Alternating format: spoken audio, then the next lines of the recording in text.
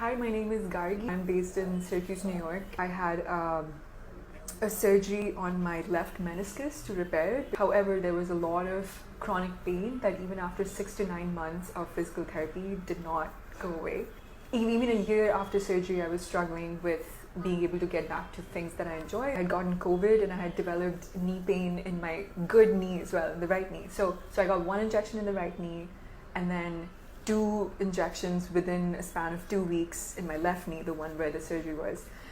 Even immediately after the injection, I would say within a week, a lot of my pain had subsided such that I was more easily able to do the physical therapy exercises. Since beginning of 2023 to now, beginning of 2024, there has been significant functional improvement. I have no knee pain of my right knee, a little bit knee pain in the left knee, but that also is 20 times lower than it was a year after surgery, and now I'm a little over 2 years after surgery. So I'm able to run significantly more than I was before. So thank you.